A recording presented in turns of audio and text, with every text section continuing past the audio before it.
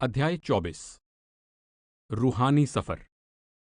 सिमरन और ध्यान की सहायता से पूर्ण एकाग्रता यानी समाधि की अवस्था प्राप्त होने पर आत्मा शब्द की धुन और शब्द के प्रकाश के सहारे आंतरिक रूहानी सफर तय करना शुरू कर देती है। आंतरिक रूहानी जगत को कुछ संतों ने दो भागों ब्रह्म और पारब्रह्म में बांटा है। कुछ ने 5 प्रमुख रूहानी मंडलों का और कुछ ने 14 लोकों का संकेत दिया है। 14 लोकों की ओर संकेत करते हुए गुरु अमरदास जी कहते हैं, 14 पवन तेरे हट नाले, सतगुर दिखाए अंतर नाले। हजरत सुल्तान बाहू कहते हैं, 14 तबक दिले दे अंदर, तंबू वांगण ताणे हूँ। साईं बुल्ले शाह कहते हैं, 14 तबकी सैर असाडा, किते न हुंदा कैद। हुजूर तुलसी साहब कहते हैं, 14 तबक का हाल आया हो तुझे जरूर, गाफिल ना हो ख्याल से होशियार देखना। इनमें से 5 प्रमुख लोकों की ओर संकेत करते हुए गुरु नानक साहब फरमाते हैं, देही नगरी उत्तम थाना, पंचलोक वसह परधाना। हजरत सुल्तान बाहू कहते हैं, पंजे महल पंजा विच चानण, डीवा कितवल तरिए हूँ। कबीर साहब ने अपने शब्द कर नैनो दीदार महल में प्यारा है में 5 प्रमुख आंतरिक मंडलों का वर्णन किया है और 5वें मंडल को आगे 3 भागों में बांटा है। हुजूर स्वामी जी महाराज ने अपने अनेक शब्दों में 5 आंतरिक रूहानी मंडलों का वर्णन किया है और 5वें मंडल के ऊपरी भाग को अलख, अगम और अनामी भागों में बांटा है। संत महात्माओं द्वारा आंतरिक रूहानी सफर के अलग अलग ढंग से किए गए भाग इसी प्रकार हैं। जिस प्रकार अमृतसर से दिल्ली की रेल यात्रा को हम 2, 3, 5, 7, 14 या इससे भी अधिक पड़ावों या स्टेशनों के अनुसार बता सकते हैं।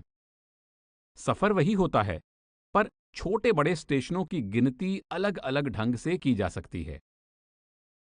5 शब्द। संत सतगुरु जीव को दीक्षा यानी नामदान के समय 5 प्रमुख आंतरिक मंडलों के बारे में समझाते हैं और इनमें शब्द की धुनों और शब्द के प्रकाश के बारे में पूरी जानकारी देते हैं। पारमार्थिक भाषा में इसे 5 शब्दों का भेद देना भी कहा जाता है। गुरु नानक साहब पूरे गुरु की एक निशानी यह बताते हैं कि वह जीव को शरीर रूपी घर के अंदर सतलोक रूपी निज घर दिखाता है, जिसकी निशानी यह है कि उसे इस घर में 5 शब्द बजते सुनाई देते हैं। कर मह घर दिखाए दे, सो सतगुर पुरख सुजान, पंच सबद तुन कार तुन, तह बाजे सबद निशान। इसी भाव को हुजूर स्वामी जी महाराज ने प्रकट किया है। घर में घर गुरु दिखलावें, धुन शब्द 5 बतलावें। कबीर साहब 5 शब्दों के विषय में संकेत करते हुए कहते हैं, पंचे सबद अनाहद बाजे, संगे सारिंग पानी, कबीर दास तेरी आरती, कीनी निरंकार निर्बानी। संत बेणी जी इन 5 शब्दों के बारे में फरमाते हैं, पंच सबद निर्मायल बाजे, टुलके चवर संख कन गाजे। ख्वाजा हाफिज कहते हैं, तू चुप रहकर आंतरिक आसमान में हो रही 5 नौबतों यानी शब्द की धुनों को सुन। उस आसमान में जो 6 चक्रों और 7वें आसमान से ऊपर है। हजरत शम्स तबरेज कहते हैं, जब तू ख्याल के तंबू यानी शामियाना को 6 चक्रों से उठाकर 7वें आसमान पर ले जाएगा तो तुझे वहां 5 नौबतें यानी शब्द धुनें बजती सुनाई देंगी। शब्द एक है, पर 5 मंडलों के स्वरूप अलग अलग हैं, जिनके कारण इनमें शब्द की धुन भिन्न भिन्न रूप में सुनाई देती है और शब्द का प्रकाश अलग अलग रूप में दिखाई देता है। एक ही प्रकाश काले, नीले, पीले, लाल और हरे शीशों में से गुजरते समय अलग किस्म का दिखाई देता है। नदी का वही पानी झील में से निकलते समय, झरना बनकर पर्वत से नीचे गिरते समय, गड्ढों में से जाते समय, मैदानों में से गुजरते समय और डेल्टा में से गुजरते समय अलग अलग आवाज पैदा करता है। सारे रूहानी मंडलों में एक ही शब्द गुजर रहा है, पर हर मंडल की अलग बनावट के कारण उसमें शब्द की आवाज भिन्न भिन्न सुनाई देती है। भाई गुरदास जी ने 5 शब्द के विषय में 2 महत्वपूर्ण संकेत किए हैं। पहला, ये 5 शब्द 5 तत्वों की रचना से परे सुनाई देते हैं। पंजे तत् उलंघ्या पंज सबद वजीवादाई। आप दूसरा संकेत यह करते हैं कि सारे रूहानी मंडल पार करके निज घर पहुंचने पर ये 5 शब्द एक ही शब्द का रूप धारण कर लेते हैं। सबद सुरत लिव साध संग, पंच सबद एक सबद मिलाए। वही देह शोभायमान है जिसमें 5 शब्द प्रकट हो जाएं। 5 शब्द के अभ्यास द्वारा ही मन वश में आता है और आत्मा रूपी प्रियतमा को परमात्मा रूपी प्रियतम से मिलने का सौभाग्य प्राप्त होता है। आदि ग्रंथ में वर्णन है, अनदिन मेल पया मन मान्या कर मंदर सोहाए, पंच सबद तुन अनहद वाजे हम कर साजन आए।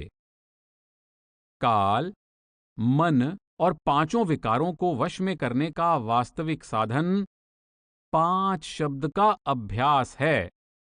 जिस हृदय में परमात्मा स्वयं प्रकट होना चाहता है, उसके अंदर ही 5 शब्द प्रकट होते हैं। आदि ग्रंथ में आता है, वाजे पंच सबद तित कर सबागै, कर सबागै सबद वाजे कला जित कर तारिया, पंच दूत तुद वस कीते काल कंटक मारिया।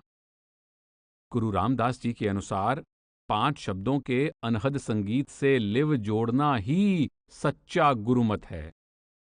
इस अभ्यास द्वारा ही जीवात्मा को अंदर आनंदमय राम या गोविंद के दर्शन होते हैं। पंचे सबद वजे मत गुरमत वडपागी अनहद वजया, आनद मूल राम सब देखया गुर सबदी गोविद गजया। उस परमेश्वर के निज धाम यानी सतलोक में 5 शब्दों का नाद बज रहा है। वहां शब्द का अद्भुत आनंद छाया हुआ है। पूर्ण आनंद की उस अवस्था में परमात्मा के सच्चे भक्त आनंद मग्न होकर परमात्मा के दर्शन कर रहे हैं। आदि ग्रंथ में जिक्र है, पंच सबद तह पूरन नाद, अनहद बाजे अचरज बिस्माद, केल करय संत हर लोग, पार ब्रह्म पूरन निर्जोग। 5 शब्द के प्रसंग में जिज्ञासु को इस बात का ध्यान रखना चाहिए कि आंतरिक मंडल शब्द द्वारा आपस में जुड़े हुए हैं और हर उच्च मंडल का शब्द निचले मंडल से ऊपर जाने का साधन है। गुरु अमरदास जी फरमाते हैं, तिन करतै एक खेल रचाया, काया शरीरे विच सब किछ पाया, सबद भेद कोई महल पाए, महले महल बुलावणिया। आपे देवै सबद बुलाए, महली महल सहज सुख पाए, नानक नाम मिलै वड्याई, आपे सुन सुन त्यावणिया। आप समझाते हैं कि जो कुछ है शरीर यानी काया के अंदर है। परमात्मा से मिलने का मार्ग और साधन सब कुछ शरीर के अंदर है। इस मार्ग की कई मंजिलें हैं, मानो महल दर महल कई महल हों। एक महल यानी मंडल से दूसरे महल यानी मंडल तक जाने का साधन शब्द है। साधक शब्द की सीढ़ी पर सवार होकर महल दर महल ऊपर चढ़ता जाता है। वे आखिरी पंक्ति में हर प्रकार की शंका दूर कर देते हैं। नानक नाम मिलै वड्याई, आपे सुन सुन त्यावणिया। अर्थात वह शब्द परमात्मा से मिलाप की बड़ाई देने वाला साधन है, जिसे आत्मा ने अंतर में सुनना और ध्यान करना है। अर्थात आत्मा शब्द की ध्वनि के सहारे आंतरिक मंडलों की दिशा निर्धारित करती है और शब्द के प्रकाश के सहारे इन मंडलों के पार जाती है। गुरु नानक साहब जपजी में ज्ञान खंड के विषय में कहते हैं, ज्ञान खंड मह ज्ञान प्रचंड, तिथे नाद विनोद कोड आनंद। ज्ञान प्रचंड का अभिप्राय शब्द का प्रचंड प्रकाश है। नाद का अभिप्राय शब्द की आनंदमयी धुन है। श्रम खंड के वर्णन में कहते हैं, सरम खंड की बाणी रूप, अर्थात श्रम खंड में शब्द के प्रकाश की शोभा वर्णन से परे है। शब्द धुन को सुनकर ही आत्मा में दिव्य गुण आते हैं और यह और ऊंचे मंडलों पर जाने के लिए तैयार होती है। तिथै कड़िए सुरत मत मन बुद्ध, तिथै कड़िए सुरा सिदा की सुध। आप कर्मखंड का वर्णन करते हुए कहते हैं, कर्मखंड की बाणी जोर, तिथै होर न कोई होर, तिथै जोध महाबल सूर, तिन महे राम रहया परपूर, तिथै सीतो सीता महिमा माहे, ताके रूप न कथने जाहे। आप संकेत करते हैं कि कर्मखंड में शब्द की धारा अत्यंत प्रबल है। उस धारा के सम्मुख खड़े हो पाना सरल कार्य नहीं है। केवल वे निर्मल और बलवान आत्माएं ही इस शब्द की झलक झेल सकती हैं, जिनके अंदर से हर प्रकार की मैल उतर चुकी है और जिनके रोम रोम में राम अर्थात शब्द, नाम या परमात्मा समा गया है। उस स्थान पर आत्माएं इस प्रकार शब्द यानी नाम में पिरोई होती हैं कि इन्हें नाम से अलग करके देख पाना कठिन है। वे नाम का ही रूप हो गई हैं और उनकी शोभा का वर्णन कर पाना असंभव है। स्वामी जी महाराज इस अवस्था की ओर संकेत करते हुए कहते हैं, सुरत अब हुई शब्द की जात। यहां पहुंचकर आत्मा शब्द में अभेद होकर शब्द का ही रूप हो जाती है। इन सभी वर्णनों का सार यह है कि प्रत्येक मंडल में हो रही शब्द की धुन आत्मा को नई शक्ति देती है। जिस मंडल में आत्मा पहुंचती है, उस मंडल का शब्द उसकी शक्ति बढ़ाता है और उससे ऊंचे मंडल का शब्द आत्मा को अपनी ओर खींचता है। मौलाना रूम फरमाते हैं, अंदर आकाश में मंजिल दर मंजिल अदृश्य सीढ़ियां लगी हुई हैं। साईं बुल्ले शाह कहते हैं, इस बंसी दे 5-7 तारे, आपो आपनी सुर परदे सारे, इक्को सुर सब विच दम मारे, साडी उसने होश पुलाई। इस बंसी दा लम्मा लेखा, जिसने ढूंढा तिसने देखा, सादी इस बंसी दी रेखा, इस वजूदों सिफत उठाई। आप संकेत करते हैं कि जिस प्रकार बांसुरी के छिद्र नीचे से ऊपर की ओर होते हैं, उसी प्रकार शब्द की बांसुरी के स्वर और धुनें हैं। बांसुरी का स्वर तो एक ही है, पर अलग अलग छिद्रों में से निकलने के कारण उसकी आवाज अलग अलग सुनाई देती है। आपका अभिप्राय है कि एक ही शब्द अनेक मंडलों में से होकर आ रहा है। आत्मा इस शब्द को पकड़कर शब्द दर शब्द उस स्थान पर पहुंच सकती है जहां से शब्द आ रहा है। आप संकेत करते हैं कि शब्द की बांसुरी का सफर बहुत लंबा है, अर्थात मंजिल पर पहुंचने से पहले कई मंडल पार करने पड़ते हैं। सादी इस बंसी दी रेखा, इसकी रेखा, इसका मार्ग, इसकी सड़क बहुत सीधी सादी है। जिसने ढूंढा तिसने देखा। जो कोई भी इस रेखा, मार्ग या सड़क पर चलता जाता है, अंत में उस ठिकाने पर अवश्य पहुंच जाता है जहां वह खुदावंद करीम यानी दयालु प्रभु रहता है, जिसमें से शब्द की धुन निकल रही है। हुजूर स्वामी जी महाराज के अनुसार 5 शब्द रूहानी जगत की सीढ़ी के डंडों के समान हैं। इनके सहारे आत्मा एक मंडल से दूसरे मंडल में पहुंचती हुई अंत में वापस परम धाम पहुंच सकती है। सुरत शब्द मार्ग अंतर्मुख, 5 शब्द का गहो ठिकान, शब्द शब्द पौड़ी पै चढ़कर पहुंचो सचखंड सतनाम। और शब्द शब्द पौड़ी हम रची, चढ़ चढ़ पहुंचो नगरी सच्ची। शब्द का अभ्यास। आत्मा जैसे जैसे अंदर शब्द में लीन होती जाती है, इसके मन के अंदर नीचे खींचने वाली शक्तियों का मुकाबला करने और अंतर में और ऊपर उठने की शक्ति बढ़ती जाती है। कबीर साहब फरमाते हैं कि अंतर में शब्द की धुन सुनने से जन्म जन्मांतरों की सोई हुई आत्मा जागने लगती है और इसकी सहज अवस्था में वृद्धि होती जाती है। धुन के सुने आत्मा जागै, अनुभय तारी सहजै लागै। महात्मा चरणदास जी कहते हैं कि अनहद शब्द के निरंतर अभ्यास के द्वारा आत्मा पर मन और इंद्रियों का दबदबा कम होना शुरू हो जाता है और आशा तृष्णा शांत होनी शुरू हो जाती है। जब से अनहद घोर सुनी, इंद्री थकित गलित मन हुआ, आशा सकल भुनी।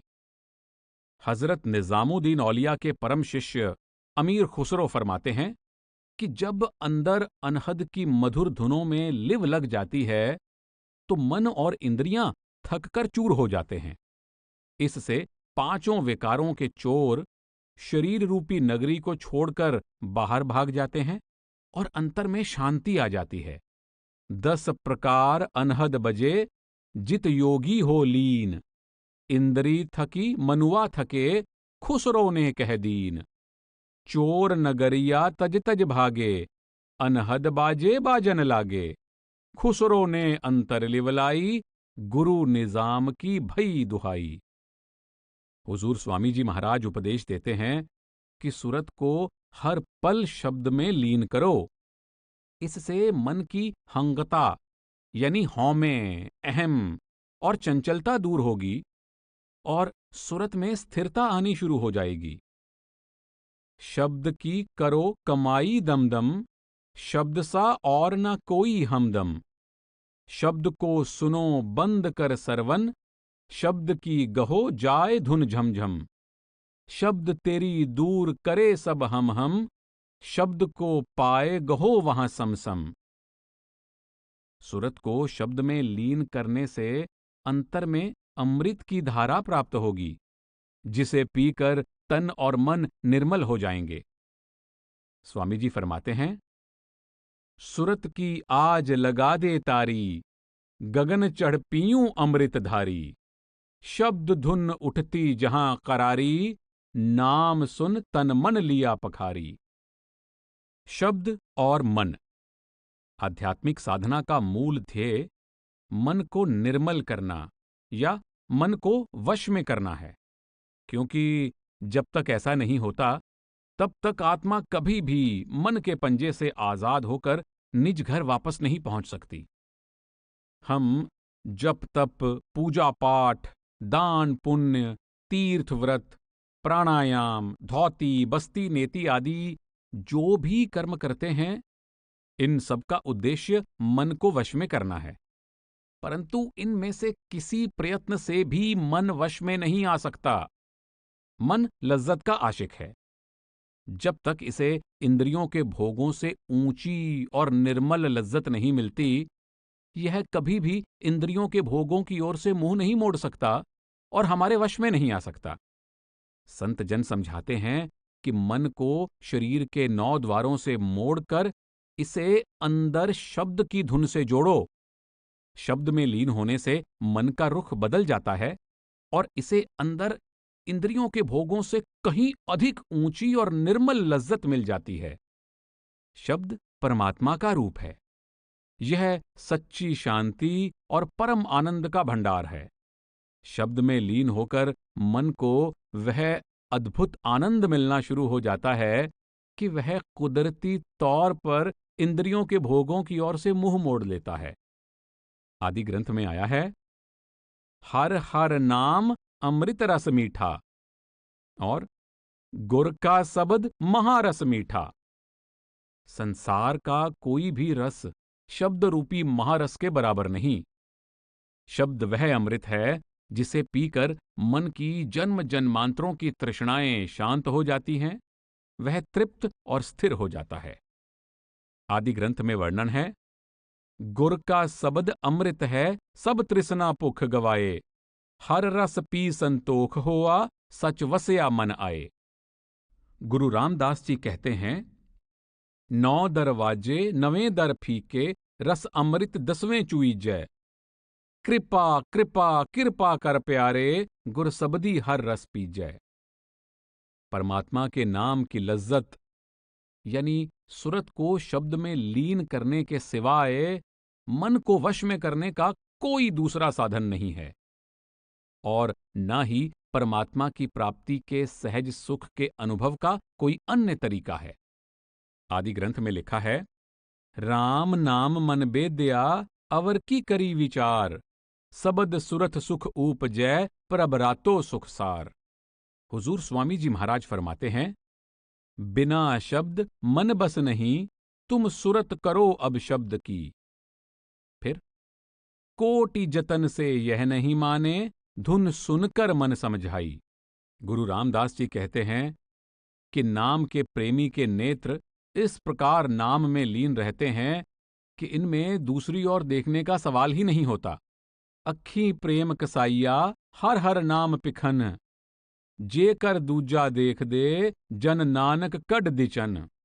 अभिप्राय यह है कि नाम भक्ति का मार्ग रूखा सूखा नहीं, बल्कि रसमय है। यह शांति और विस्माद का मार्ग है। यह प्रेम से पैदा हुए कुदरती आकर्षण का मार्ग है।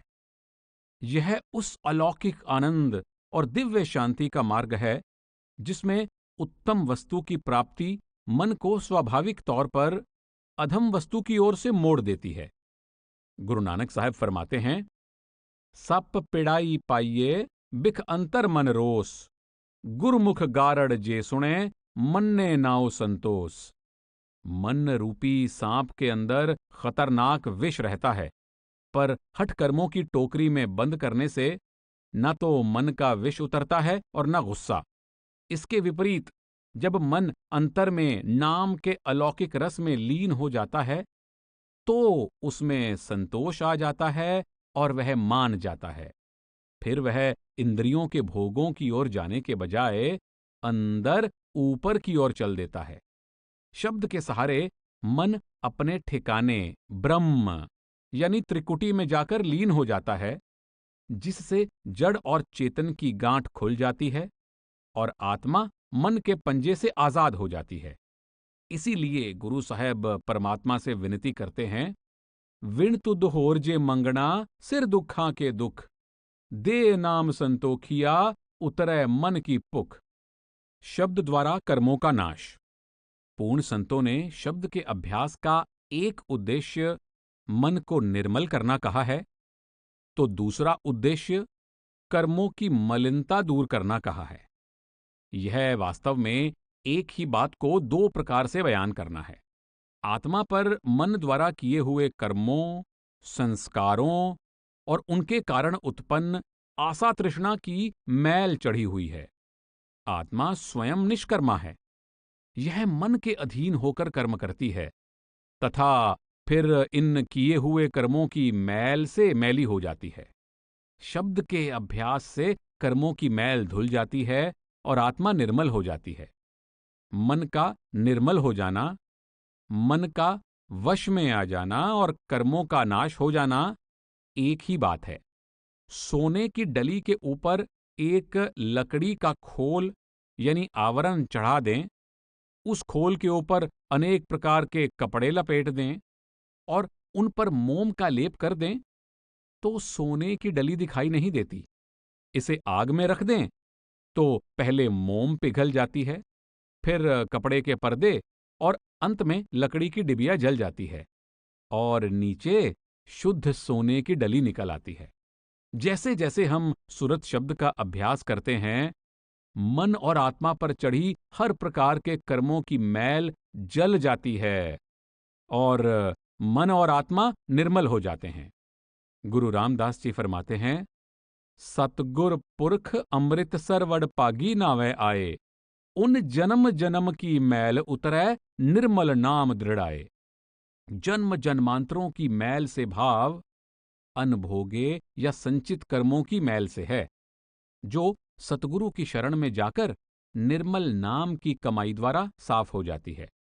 जन्म जन्मांतरों के कर्मों के कारण मन तेली के कोल्हू में फेरने वाले कपड़े के टुकड़े के समान हो गया। यह इतना मैला हो चुका था कि इसका साफ हो पाना असंभव दिखाई देता था। पर जब सतगुरु की कृपा से मन 9 द्वारों में से उलटकर आंखों के पीछे आकर शब्द में लीन हो गया, तो मन से कर्मों की सारी मैल उतर गई और वह पूरी तरह निर्मल हो गया। आदि ग्रंथ में वर्णन है, जन्म जन्म की इस मन को मल लागी, काला होया स्या, खनली तोती उजली न होवई, जे सो तो वण पा। गुर प्रसादी जीवत मरै, उल्टी होवे मत बदला, नानक मैल न लग गई, ना फिर जोनी पा। कबीर साहब फरमाते हैं कि पहले यह मन अनेक प्रकार के पापों और उपद्रवों का अखाड़ा बना हुआ था, पर जब मन 9 द्वारों में से उलटकर समाधि की अवस्था में पहुंचकर शब्द से जुड़ गया, तो मन की सारी मैल जल गई और मन पूरी तरह निर्मल हो गया। फिर मन और आत्मा की गांठ खुल गई और आत्मा अपनी पहचान करके परमात्मा की पहचान करने के योग्य बन गई। आदि ग्रंथ में आता है, तन में होती कोट उपाध, उलट पई सुख सहज समाद। आप पछानै आपै आप, रोग न व्यापै तीनों ताप। अब मन उलट सनातन हुआ, तब जानिया जब जीवत मुआ। कहो कबीर सुख सहज समावो, आप न डरो न अवर डरावो। मूल की पहचान, मन के वश में आ जाने या कर्मों के नष्ट हो जाने को ही संत महात्माओं ने जड़ और चेतन की गांठ खोलना कहा है। मन का स्रोत ब्रह्म, त्रिकुटी या दूसरा रूहानी मंडल है। शब्द के अभ्यास द्वारा मन इस मंडल में लीन हो जाता है तो आत्मा इसके पंजे से आजाद हो जाती है। यह जड़ चेतन की गांठ का खुलना है। इसके बाद आत्मा तीसरे रूहानी मंडल दशम द्वार में पहुंच जाती है, जिसे मूल की पहचान की अवस्था कहा जाता है। शरीर, इंद्रियों और मन से अलग होकर और तीसरे रूहानी मंडल में पहुंचकर आत्मा अपने निर्मल आत्मिक स्वरूप को प्राप्त कर लेती है। यही मूल की पहचान है। गुरु अमरदास जी संकेत करते हैं कि शब्द के निरंतर अभ्यास द्वारा आत्मा मन और इंद्रियों से अलग होकर अपने मूल को पहचान लेती है और इसे गुरुमुख या पूर्ण साधु जैसी अवस्था प्राप्त हो जाती है।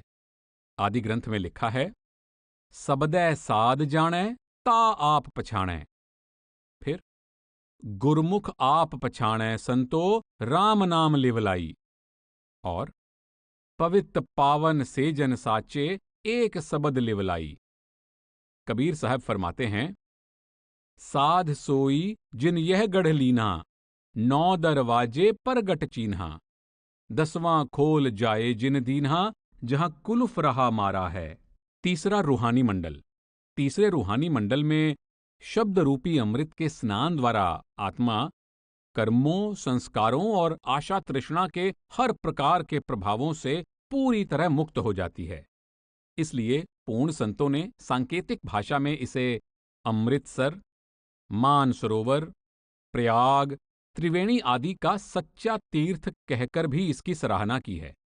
कबीर साहब फरमाते हैं कि दशम द्वार रूपी मानसरोवर में स्नान करने से आत्मा पूरी तरह निर्मल होकर हंस गति को प्राप्त कर लेती है।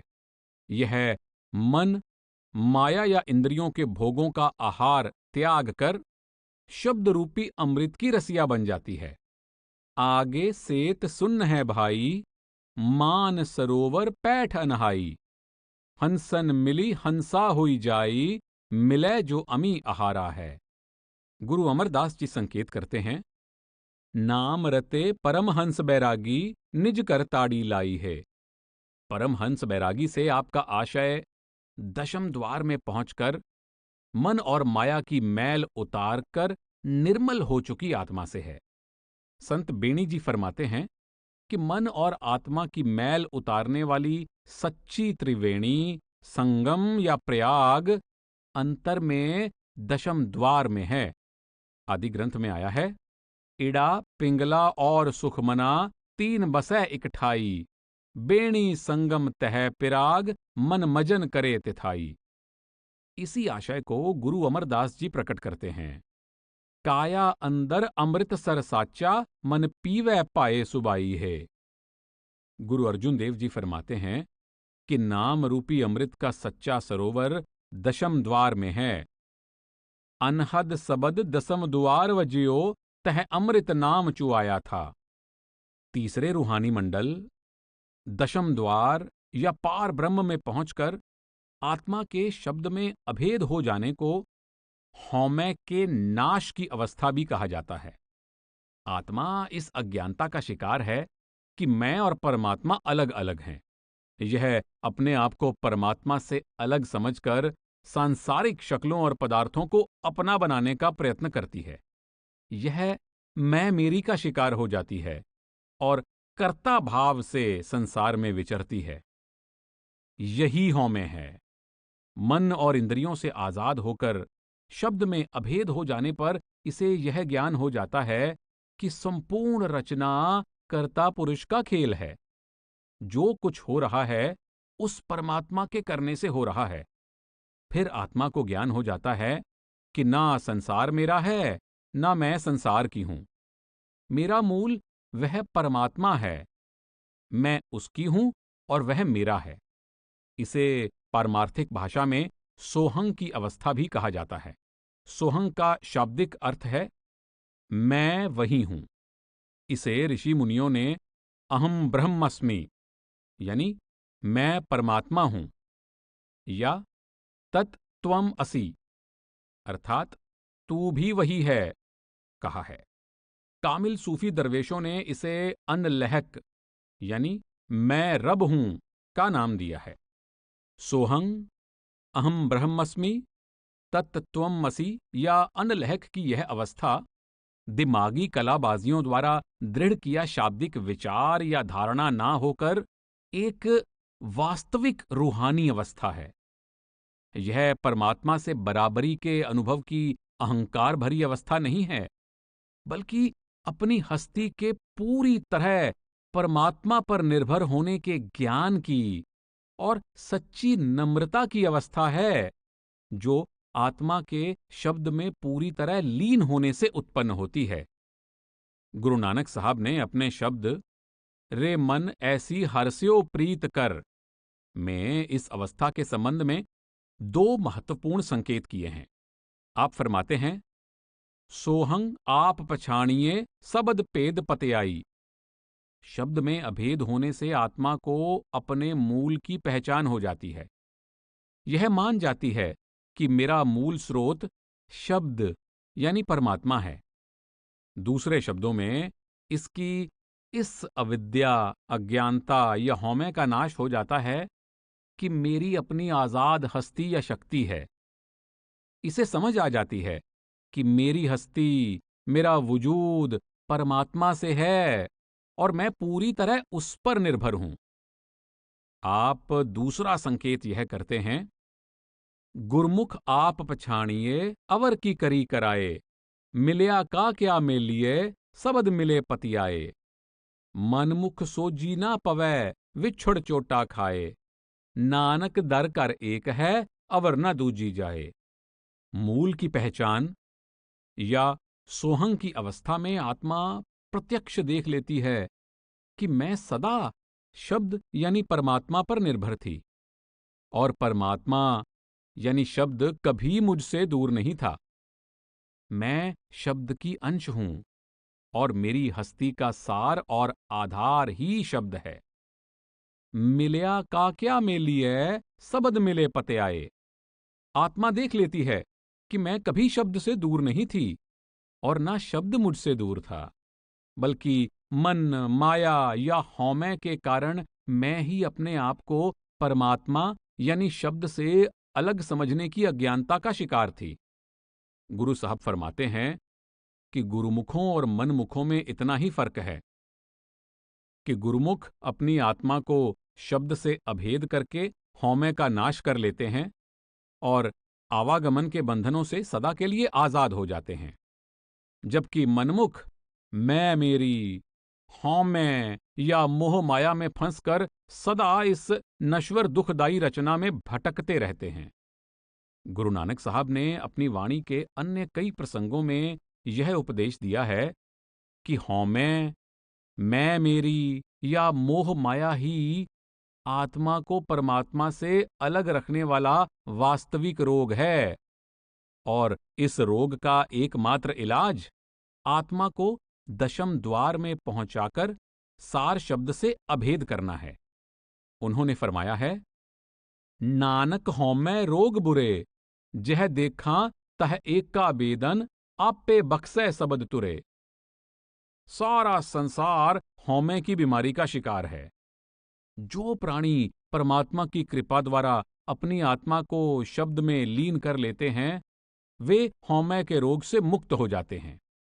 आप कहते हैं कि जब से जीव परमात्मा से बिछुड़कर रचना में आया है, इसे हौमे का रोग लगा हुआ है। इस रोग का इलाज यह है कि जीव अंतर में लिव जोड़कर अपने आप को शब्द से अभेद कर दे। आदि ग्रंथ में आप फरमाते हैं, हौमै दीर्घ रोग है, दारू भी इस माहे, कृपा करे जे आपनी, ता गुर का सबद कमाहे। और बिन सबदै हौमै किन मारी, शब्द और हौमै का दिन और रात का संबंध है। शब्द का प्रकाश हौमै के अंधकार को नष्ट कर देता है। हौमै नावै नाल विरोध है, दुए न वस्सै इकठाए। जिज्ञासु को यह बात भली भांति समझ लेनी चाहिए कि पूर्ण संतों की वाणी में मन के नाश, हौमै, मोह माया और आशा तृष्णा के नाश, मूल की पहचान, जड़ चेतन की गांठ खोलने आदि के जो वर्णन हैं, उन सब का मिला जुला अर्थ सुरत शब्द के रूहानी अभ्यास द्वारा मन को ब्रह्म में लीन करना और आत्मा को पार ब्रह्म के सार शब्द से अभेद करने से है। शब्द से अभेद होने पर ही कर्मों और संस्कारों की मैल पूरी तरह नष्ट होती है। पार ब्रह्म में पहुंचकर ही आत्मा हौमै और मोह माया के प्रभाव से मुक्त होती है, और इस मंडल में पहुंचकर ही यह मूल की पहचान यानी परमात्मा की पहचान के योग्य बनती है।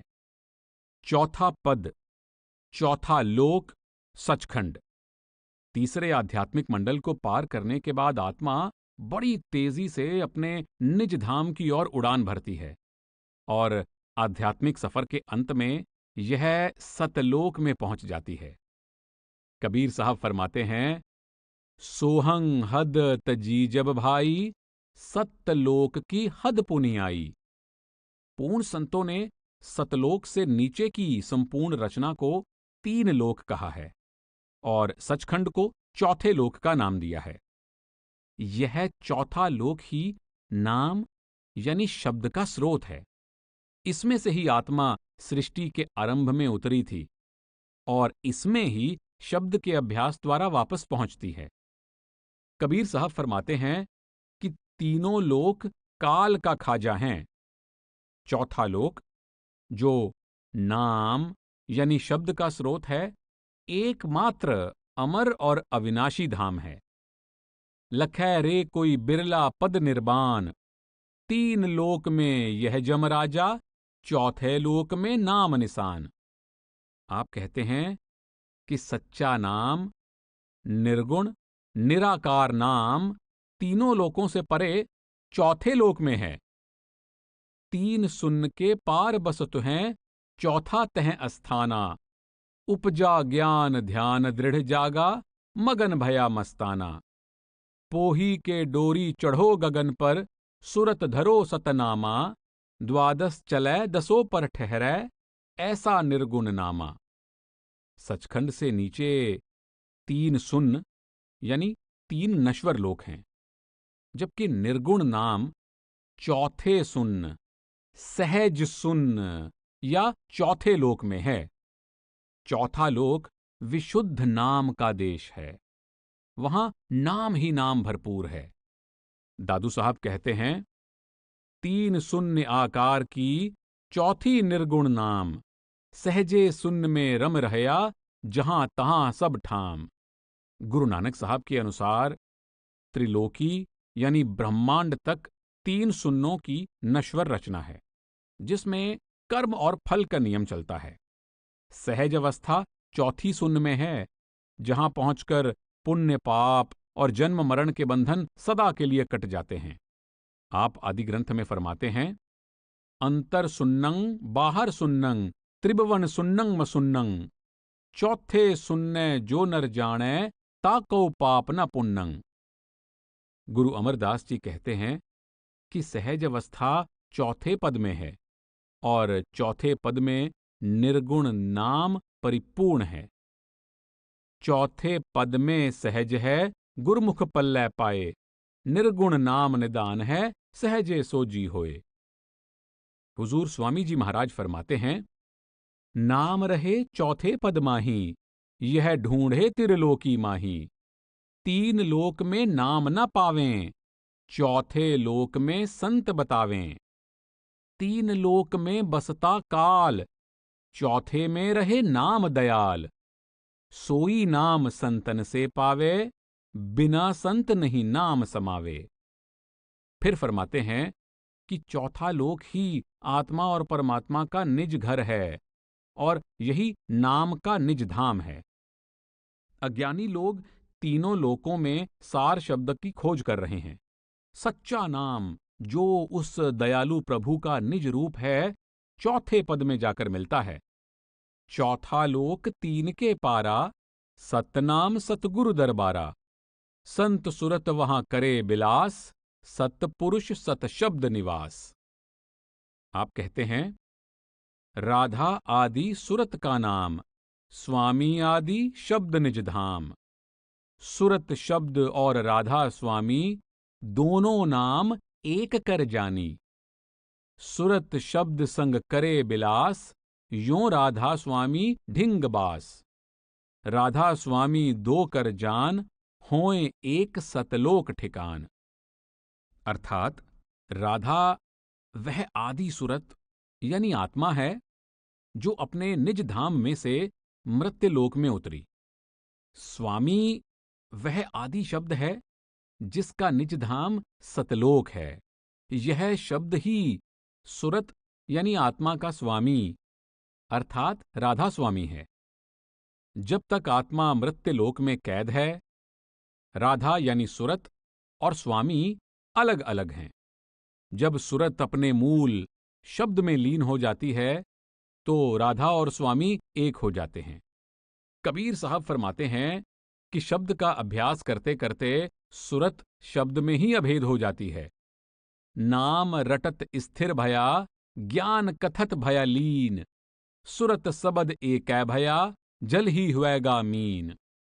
पलटू साहब फरमाते हैं, सुरत सुहागनी उलट कै, मिली सबद में जाए। मिली सबद में जाए, कंत को बस में कीन्हा। चले न शिव कै जोर, जाए जब शक्ति लीन्हा। अर्थात जो सुरत संसार और शरीर में से उलटकर अंतर में शब्द से अभेद हो जाती है, उसे ही प्रियतम से मिलाप करके सच्ची सुहागिन बनने का सौभाग्य प्राप्त होता है। आप फरमाते हैं, सुरत शब्द के मिलन में मुझको भया आनंद। मुझको भया आनंद, मिला पानी में पानी। दोऊ से भा सूत नहीं, मिली कै अलगानी। दादू दयाल कहते हैं कि शब्द में समाकर सुरत उस दयालु प्रभु के दरबार में पहुंच जाती है और सदा शब्द की ताल में लीन रहती है। दादू गावै सुरत सों, बाणी बाजै ताल। यह मन नाचै प्रेम सों, आगैं दीन दयाल। गुरु अमरदास जी फरमाते हैं, सबद मिलै ता हर मिलै, सेवा पवै सब थाए। पारस परसिए पारस होए, ज्योति ज्योत समाए। अर्थात शब्द में समाकर सुरत परमात्मा में समा जाती है। मानो शब्द रूपी पारस का स्पर्श प्राप्त करके सुरत स्वयं भी पारस बन जाती है। इस प्रकार आत्मा रूपी ज्योति परमात्मा रूपी परम ज्योति में लीन होकर सदा के लिए उसी का रूप हो जाती है।